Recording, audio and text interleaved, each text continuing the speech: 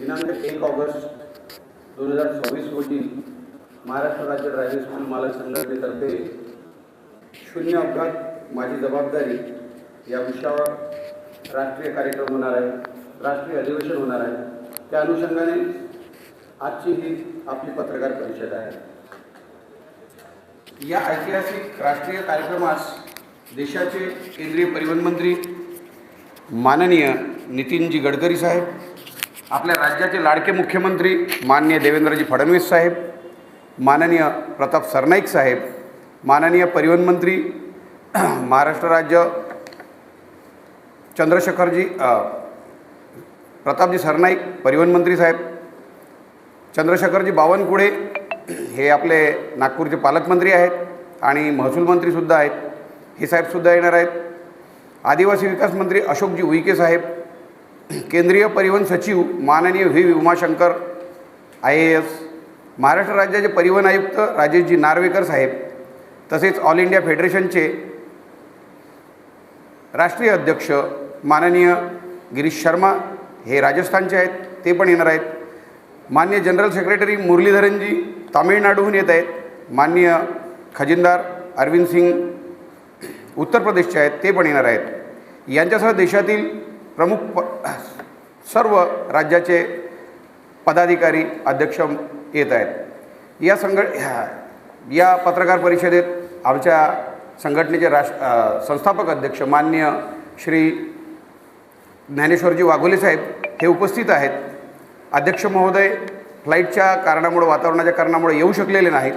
आमचे राष्ट्रीय कार्याध्यक्ष माननीय संतोषकुमार जयस्वाल, कार्याध्यक्ष देवरामजी बांडे साहेब, कार्याध्यक्ष माननीय महेश पंडित सर, नियोजन समितीचे सहकारी बोरकरजी आणि तुकारामजी गायकवाड साहेब हे कल्याणहून आलेले आहेत। आपल्या राज्यातले प्रत्येक जिल्ह्यातले वेगवेगळे पदाधिकारी या पत्रकार परिषदेत आपल्यासमोर या कार्यक्रमाचं, अधिवेशनाचं महत्त्व सांगायला आलेले आहेत। मित्रहो, या राष्ट्रीय अधिवेशनाचा प्रमुख उद्देश असा आहे की मागील 5 वर्षामध्ये जर देशामध्ये अपघाताचं प्रमाण पाहिलं तर हे अपघाताचं प्रमाण 20 लाखापेक्षा जास्त जाते आणि मरणाऱ्यांची संख्या जी आहे, निष्पाप लोक जे मरत आहे ते 8 लाखपेक्षा जास्त आहे।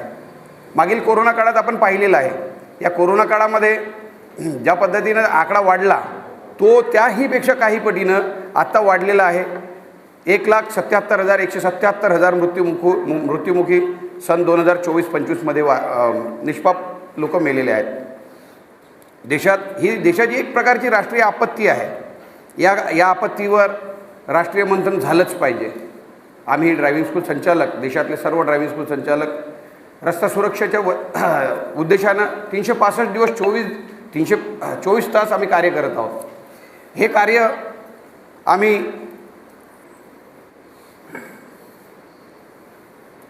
केंद्रीय परिवहन विभाग आणि महाराष्ट्राचा परिवहन विभाग याच्यासोबत आम्ही मिळून जुळून करण्याचा उद्देश आमच्या मनामध्ये आहे आणि अपघातावर नियंत्रण आणता आलं पाहिजे, यासाठी या राष्ट्रीय अधिवेशनाचं मुख्य उद्देश आहे।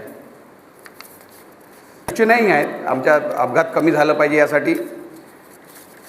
या अपघाताला याच्यातले आमच्या मुख्य मागण्या आहे, मुख्य उद्देश आहे ड्रायव्हिंग स्कूल व्यवसायाला शैक्षणिक दर्जा मिळावा।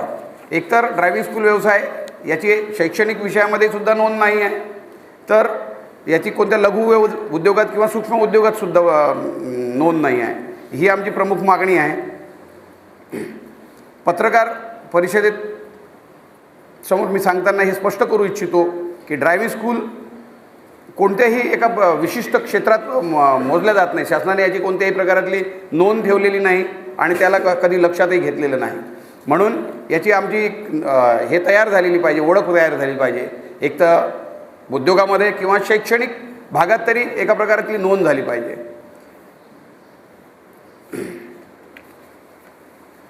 आता आमच्या काही मागण्या आहेत, त्या मागण्या आम्ही आपल्याजवळ पोहोचवलेल्या आहेत। सांगण्याचा प्रयत्न करतो, थोडासा याच्या खोलावर जातो की जर मी सर्वप्रथम एक गोष्ट सांगू इच्छितो, जो विषय ठेवणार आहोत आपल्यासमोर।